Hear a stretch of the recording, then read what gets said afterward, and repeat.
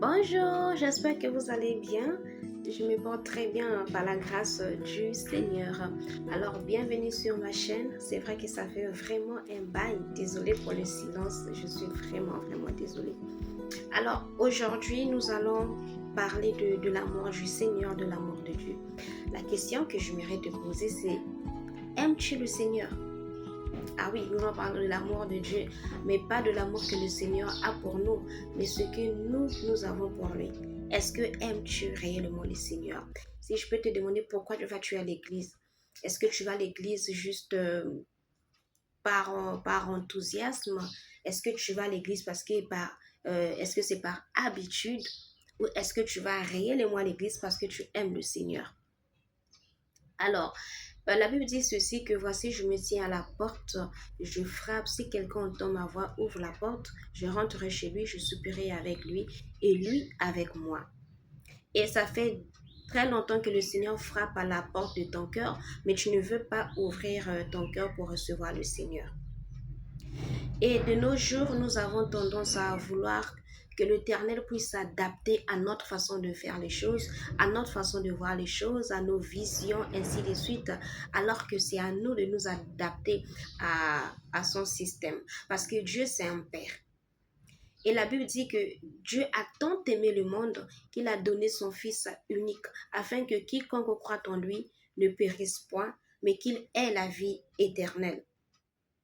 Et Dieu a sacrifié son Fils unique pour nous, pour que toi et moi nous soyons sauvés. Et est-ce que toi tu es prêt ou prête à sacrifier quelque chose qui t'est cher pour l'éternel? Est-ce que tu es prêt ou prête à abandonner ce que l'éternel te demande d'abandonner pour lui? Est-ce que tu es prête à sacrifier ton travail pour Dieu? Est-ce que tu es prête à te sacrifier pour le Seigneur? Parce qu'il ne s'agit pas seulement d'aller à l'église. Aimer Dieu, c'est de s'oublier soi-même. Voilà. C'est-à-dire, tu t'oublies, tu le laisses conduire ta vie, tu le laisses prendre le contrôle total de ta vie. Servir Dieu, aimer Dieu, pardon, c'est de savoir dire non, même là où il fallait dire oui.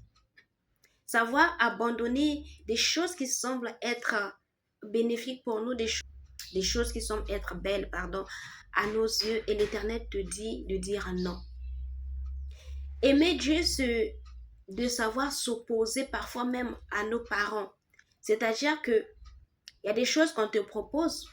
Quand tes parents voient, ils se disent que ouais, il y a beaucoup d'avantages. Mais toi, l'Éternel te dit, ne le fais pas. C'est de savoir faire face à parfois à nos parents, aux gens qui comptent beaucoup pour nous. Aimer Dieu, c'est savoir aussi tourner dos à certaines personnes. Parce qu'il y a de ces relations, même en amitié, en amour, peu importe dans la famille, il y a de ces personnes qui sont là pour nous nuire. Et nous sommes tellement limités, on ne voit pas au-delà de ce qu'on peut voir. Dieu, lui, il voit toutes choses, il sait tout et il voit tout. Et donc, le Seigneur peut te dire, éloigne-toi de cette personne, prends des distances vis-à-vis de cette personne. Le Seigneur peut te dire, éloigne-toi de X. Et toi, tu vas te dire, mais non, c'est une bonne amie, c'est un ami bien, il m'a soutenu quand j'avais des problèmes, il a fait ci, il a fait ça. Tu vois, il y a des sentiments. Mais Dieu qui connaît toutes choses te demande de t'éloigner. Par amour pour le Seigneur, est-ce que tu vas le faire? Est-ce que tu vas laisser l'Éternel prendre le dessus de ta vie, ou toi-même tu vas chercher à ce que Dieu puisse s'adapter à ta vision ou à ta façon de faire les choses? Vous savez, aimer Dieu, c'est pas seulement écouter sa parole, c'est pas seulement avoir un temps où, je sais pas, tu écoutes tes adorations, non, mais c'est d'avoir une relation personnelle avec lui, une intimité avec lui, et c'est ce que Dieu veut de nous. L'Éternel n'a pas besoin de gens qui s'approchent de lui juste pour demander des choses. Dieu sait déjà ce dont toi tu as besoin. Il sait que tu as besoin de te marier, d'avoir des enfants, de travailler, de voyager. Il sait tout ça.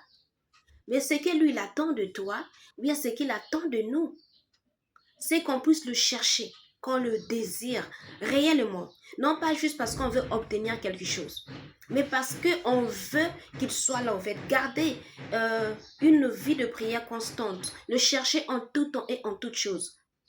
Quand on a des problèmes, la première personne à qui on doit parler, c'est le Seigneur. Lorsqu'on est confus ou confuse, on ne sait pas quoi décider face à une situation difficile, on ne va pas demander les conseils auprès de nos parents, de nos familles, de nos amis. On doit d'abord le consulter en premier. Mais est-ce que c'est ce qu'on fait? Parce qu'aujourd'hui, en tant qu'être humain, lorsque nous avons des problèmes, lorsqu'on est dépassé par une situation, on a toujours tendance à appeler un ami ou une amie, ou bien parfois ton père ou ta mère, quelqu'un avec qui tu t'entends super bien, tu appelles cette personne pour lui faire part de ta situation. Mais cette personne-là, c'est un humain comme toi et moi. La personne peut se tromper. La personne qui te connaît mieux, c'est Dieu. La personne qui sait où il t'emmène, c'est Dieu. Donc, normalement, c'est d'abord l'Éternel qu'on doit consulter avant de consulter qui que ce soit. C'est ça, aimer Dieu. Quand il a dit à Abraham d'aller donner Isaac en sacrifice, il savait qu'Abraham l'aimait, mais il a mis Abraham à l'épreuve. Et Abraham a réussi. Là, Dieu dit que je sais maintenant que tu m'aimes. Est-ce que si l'Éternel te soumet à une épreuve aujourd'hui, tu vas réussir? Est-ce que si le Seigneur te demande de sacrifier la chose que tu aimes tant de tout ton cœur, le Seigneur te dit de t'éloigner, de te détacher de cette chose-là, est-ce que tu vas obéir? Déjà, quelle est ton attitude lorsque tu pries pour un sujet et que l'Éternel ne te répond pas tout de suite? Est-ce que tu changes ta façon de servir Dieu? Si ta façon de servir Dieu change, tu dois revoir ton amour envers lui. Parce que l'Éternel ne sert pas des vases vides. L'Éternel sert des gens qui ont les cœurs purs, les gens qui le cherchent de tout son cœur. Si tu te retrouvais dans une situation où il y a, je prends un exemple, il y a eu de l'injustice, on t'a accusé de quelque chose que tu n'as pas fait, par exemple d'un vol au travail, et toi tu es chrétien, tu te retrouves en prison, tu pries une fois, deux fois, trois fois, tu es là, il n'y a pas de changement, tu fais 1 année, 2 ans. Est-ce que tu vas continuer à désirer Dieu? Est-ce que tu vas continuer de l'aimer? Ou bien tu vas commencer à murmurer, tu vas commencer à te dire que Dieu t'a abandonné, il t'a oublié. Parfois, Dieu permet certaines situations dans nos vies juste pour voir si on l'aime réellement. Et on a vu dans beaucoup de personnes se sont retournées vers les charlatans parce qu'ils ont prié pour une situation pendant 2 ans, 5 ans, 3 ans. Il n'y a pas eu de solution. Voilà, tu as prié pour le mariage. Ça fait 3 ans, tu n'es toujours pas marié. Et là, tu dis oui à n'importe qui. La personne qui se présente à toi parce que tu as la pression de la société, tu as la pression de la famille. Toi-même, tu te mets la pression. Je te dis que, bah, écoute, je prends de l'âge, nanana. Voilà, tu vas te marier. Et voilà. Et plus tard dans le mariage, tu commences à te plaindre. Seigneur, pourquoi m'as-tu abandonné? Beaucoup de gens se sont retenus vers les charlatans parce qu'elles n'arrivaient pas à concevoir. Elle va voir, je ne sais pas, des charlatans pour lui faire des grimaces afin qu'elle puisse concevoir. D'autres encore pour avoir le pouvoir, il prie, il a commencé son ministère, il n'y a pas assez de fidèles. Voilà, il se retourne vers les charlatans. Il n'y a pas assez de patience. Quand on aime, on est patient. Lorsqu'on aime, on est patient. Tu ne peux pas prier aujourd'hui pour quelque chose et tu espères à ce que l'Éternel te réponde le même jour. Ce n'est plus un père alors. Parce que même ton père physique, quand tu lui demandes de l'argent, parfois c'est pas tout de suite qu'il te donne. Parfois il n'en a pas quand tu lui demandes. Il te dit, attends, tu patientes. Mais pourquoi avec l'Éternel, on ne patiente pas? On est là toujours à dire que non, les choses de Dieu mettent du temps. Non, c'est nous qui manquons de patience en fait. Parce que Dieu, il n'est jamais en retard. Dieu n'est jamais en retard. Il fait toutes choses bonnes en son temps. Le temps de Dieu, ce n'est pas notre temps. Le problème, c'est parce que nous voulons que Dieu fasse les choses comme nous en fait. Si toi, tu as décidé de te marier en 2026, tu vas te mettre à prier. Et si Dieu, dans ses plans, il te voit te marier en 2028, tu vois qu'il y a un problème. Tu vas prier, tu vas jeûner, ça ne va rien changer parce que dans les plans de l'Éternel, c'est 2028. Et toi, quand tu arrives en décembre 2026, il n'y a pas toujours le mariage, tu vas maintenant forcer les choses. C'est pas ce que l'Éternel demande. La Bible dit ceci, cherchez premièrement le royaume. Nous allons lire ça ensemble dans le livre de Matthieu, chapitre 6, versets 33 à 34. La Bible dit ceci, cherchez premièrement le royaume et la justice de Dieu. Et toutes ces choses vous seront données par-dessus. Ne vous inquiétez donc pas du lendemain, car le lendemain aura soin de lui-même. À chaque jour suffit sa peine. Mais nous, on s'inquiète beaucoup plus du lendemain, en fait, que de notre communion avec l'Éternel. La chose la plus importante, c'est la communion avec l'Éternel, en fait. Cet amour-là, j'ai toujours dit, quand tu es amoureux ou amoureuse, tu ne peux pas faire un jour, 2 jours sans causer avec la personne que tu aimes. Et nous, si nous aimons vraiment le Seigneur, ça va se faire voir dans nos caractères, dans la façon de faire les choses, dans tes ajustements, dans les décisions, dans les choix. L'Éternel peut te demander de faire quelque chose qui dépasse ton entendement. Tu peux résister, ce qui est tout à fait normal, mais après, tu vas te ressaisir pour te dire, mais attends, est-ce que ce que le Seigneur me demande de faire, c'est pour me faire, est-ce que c'est pas pour mon bien? Est-ce que c'est pour me détruire? Est-ce que c'est pour me faire du mal? C'est là le problème. Pourquoi vas-tu à l'église? Beaucoup de gens aujourd'hui servent, surtout dans le groupe des chantres. Beaucoup de chantres aujourd'hui sont là juste pour le match vu. Parce que c'est quand ils chantent, il y a des gens qui le voient. Il y a tel frère, elle est en train de viser tel frère, telle personne, donc il est là pour un peu le mouvement. Mais c'est pas avec le cœur. Ce n'est pas parce que les gens aiment réellement Dieu qu'ils servent vraiment le Seigneur. C'est pour ça que la Bible dit qu'il y a beaucoup d'appelés, pardon, et très peu de lui. Exactement. Les gens qui sont vraiment, qui aiment réellement le Seigneur dans ce monde sont très peu. Et ces personnes sont souvent très combattues. Parce qu'ils aspirent à Dieu, en fait. Ils obéissent à l'Éternel. Ils écoutent ce que l'Éternel leur demande de faire. Ils obéissent, au fait, même quand ça fait mal. Aimer Dieu, c'est aussi savoir s'attendre. Savoir patienter, même quand l'attente semble être longue. Même quand tu as l'impression que depuis que tu pries, rien n'a changé dans ta vie, mais tu continues de faire confiance à Dieu. Aimer Dieu, c'est de savoir aussi lui faire totalement confiance dans la tempête.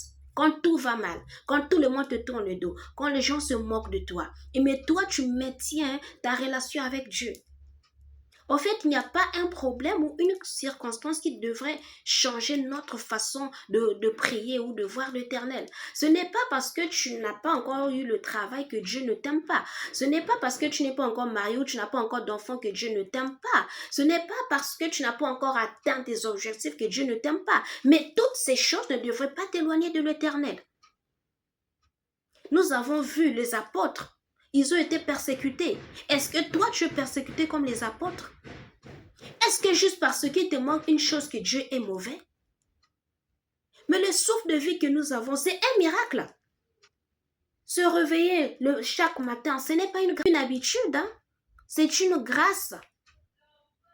Et on ne se réveille pas le matin parce qu'on l'a mérité. Non, c'est parce que Dieu nous aime, qui renouvelle le souffle de vie, afin qu'on puisse réparer certaines choses. Cherchez l'Éternel pendant qu'il se trouve, avant qu'il ne soit trop tard.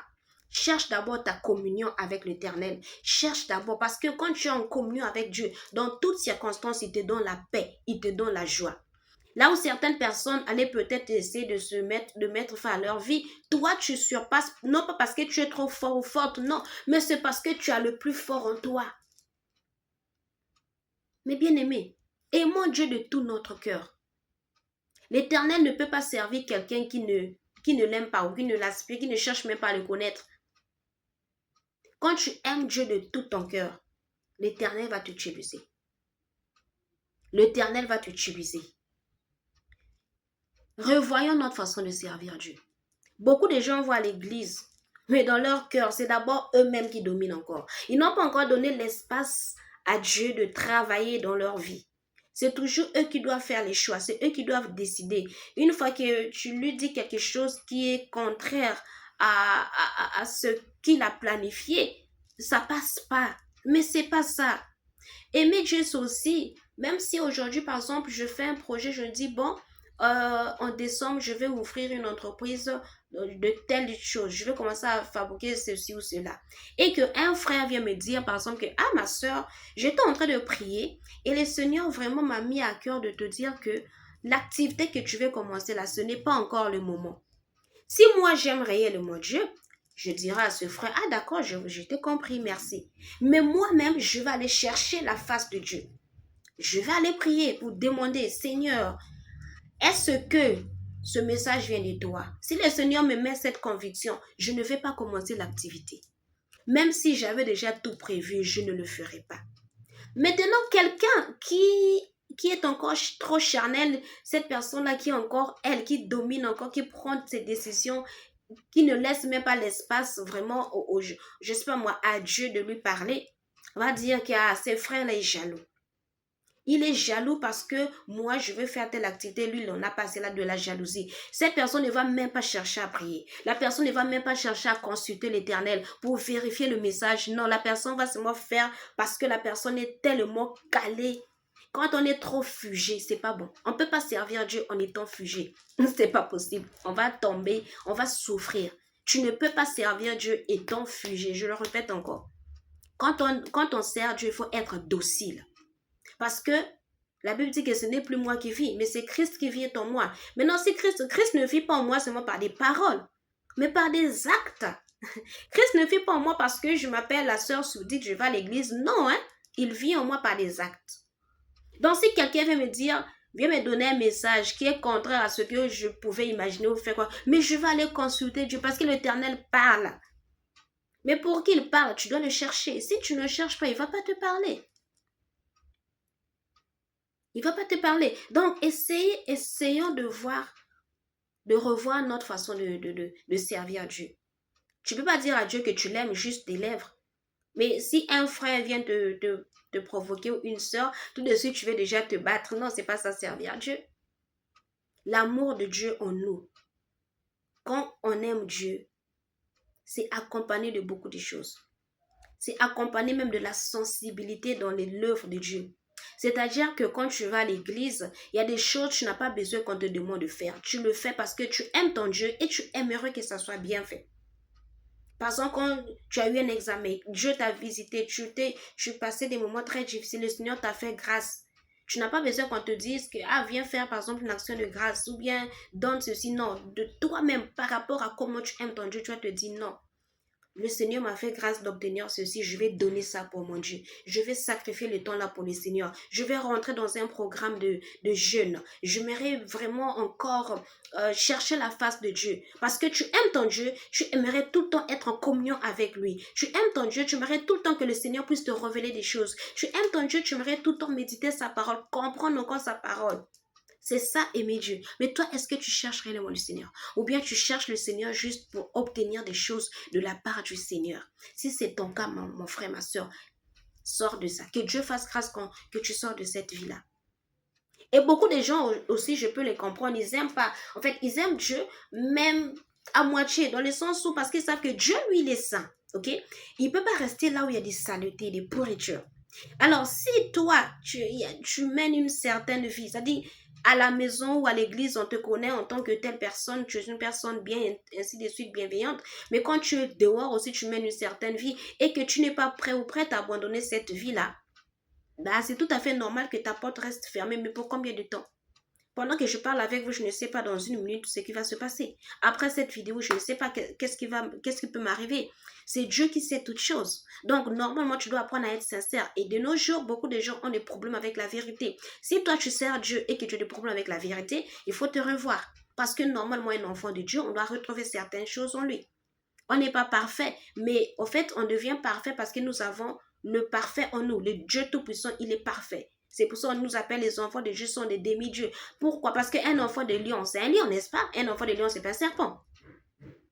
Donc, si toi, tu pries, tu sers le Dieu Tout-Puissant et qu'en toi, on retrouve vraiment les caractères ou les sticks d'un enfant de Dieu, ne sois pas étonné que ta vie soit un combat. C'est-à-dire que le malin va toujours chercher à te combattre, te pousser à faire des choses qui ne glorifient pas l'Éternel, afin d'éloigner Dieu de toi.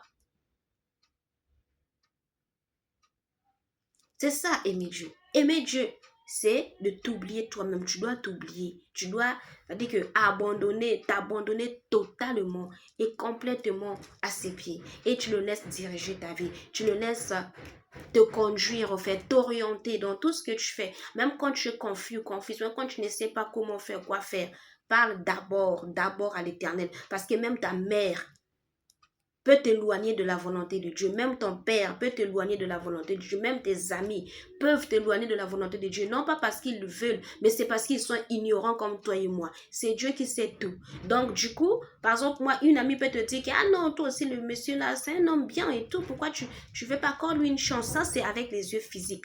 Mais Dieu, si tu vas le consulter, il va te dire, ne va pas là-bas. Et plus tard, le Seigneur va te montrer qui est cet homme-là. Il va te montrer l'état d'âme. Ce que les hommes ne voient pas avec les yeux physiques. Dieu va te montrer qui est réellement ce monsieur. Mais si tu te laisses aller parce que c'est maman qui a dit, parce que c'est papa qui a dit, parce que c'est ma soeur, c'est mon ami qui a dit, ben tu vas te retrouver sur le chemin de si je savais. Et ça fait qu'aujourd'hui, il y a des enfants qui en veulent à leur maman parce que elles se disent, si je suis dans ce foyer-là, c'est maman qui m'avait conseillé. Mais non, tu n'avais pas demandé à Dieu. Ta maman est limitée. Dieu n'est pas limité. C'est pour ça qu'on doit d'abord le consulter en tout et pour tout. Parce que notre destin est entre ses mains. Notre destinée est entre ses mains, au fait. Et si toi, tu laisses Dieu agir en toi de tout ton cœur, tu verras que toutes ces choses qui pouvaient t'affecter, ça ne va plus t'affecter parce que Dieu va te donner la paix. La bénédiction de l'Éternel ne se fait pas accompagner de chagrin, non. Quand Dieu nous donne, il ne nous donne pas des choses où tu commences à pleurer tout le temps. Oui, personne n'est parfaite, mais tu auras la paix au fait. Alors mes bien-aimés, aimons Dieu de tout notre cœur. Servons-le avec sincérité, avec amour. Ne le cherchons pas seulement pour obtenir des choses, pour être bénis, non, mais cherchez-le parce que nous l'aimons et nous voulons avoir une intimité avec lui. Nous voulons d'abord avoir vraiment une relation avec lui. Nous voulons qu'il nous parle, qu'il nous enseigne sa parole, qu'il nous apprenne des choses que nous ne connaissons pas, afin que le malin ne vienne pas nous manipuler, afin que les esprits de famille ne continuent pas de nous contrôler, mais qu'on soit des femmes et des hommes de prière, qu'on soit capable de se lever devant nos ennemis quand ils viendront nous chercher, qu'on soit capable de faire face comme les apôtres. Alors soyons encore des vrais chrétiens là, comme lorsqu'on médite la parole, on voit les apôtres, c'était des hommes de prière, c'était vraiment des vrais chrétiens. Quand on voit Pierre, c'est quelqu'un qui aimait vraiment le Seigneur. Alors aimons Dieu de cette manière et nous serons surpris de ce que le Seigneur va faire avec nous, ce qu'il va accomplir dans nos vies. Que Dieu te bénisse. Merci de m'avoir suivi jusqu'à la fin. Alors, si tu n'es pas encore abonné, si tu n'es pas encore abonné, n'oublie pas de le faire, de commenter aussi et de partager parce que ça peut toujours toucher quelqu'un. Que Dieu vous bénisse. Au revoir.